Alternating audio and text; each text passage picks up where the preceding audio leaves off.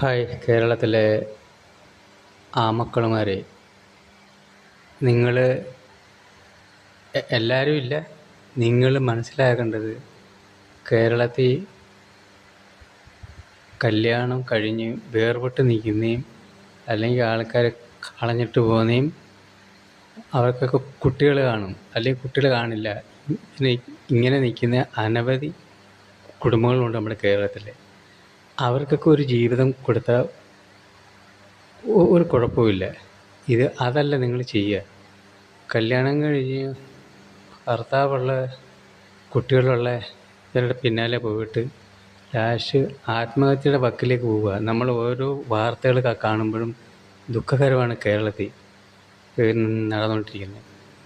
നിങ്ങളീ കാണിക്കുന്ന കാര്യങ്ങൾ അതൊക്കെ ശരിയായ കാര്യങ്ങളല്ല, അതൊക്കെ നിയമവിരുദ്ധമാണ്.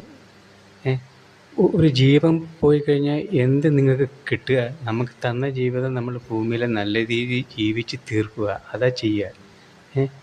അനവധി ചേച്ചിമാരുണ്ട്, പെൺകുട്ടികളുമുണ്ട് കല്യാണം കഴിഞ്ഞിരിക്കുന്നതും ഡിവോഴ്സായി നിൽക്കുന്നതും അല്ലെങ്കിൽ ആൾക്കാർക്ക് നോക്കാണ്ട് കളഞ്ഞിട്ടുണ്ട്. അവർക്കൊക്കെ ഒരു ജീവിതം കൊടുത്ത നല്ല കാര്യം. ഇത് കുടുംബത്തിൽ ആണുങ്ങളുള്ള കുട്ടികളുള്ള ചേച്ചിമാരുടെയും പെൺകുട്ടികളുടെയൊക്കെ പിന്നാലെ പോയിട്ട് ലാസ്റ്റ് എന്തെല്ലാം ബുദ്ധിമുട്ടും. പിന്നെ ആ പെൺകുട്ടികൾ ജീവൻ കളയുക. ഒന്നാമത് ആണുങ്ങളാണ് തെറ്റുകാർ. ആണുങ്ങളാണ് നിങ്ങൾ ഒന്ന് ചിന്തിര്, നമ്മളെപ്പോലുള്ള കുടുംബങ്ങളാണ് അപ്പുറത്തുള്ളതെന്ന്. അനവധി ദുഃഖങ്ങൾ എന്തിനാ കേരളത്തിലെ ഓരോ മക്കളും ചിന്തിക്കേണ്ട കാര്യങ്ങളാണ് ഇത്. അറിയാൻ മേല മക്കളമാർക്കാണ് ഈ മെസ്സേജ്.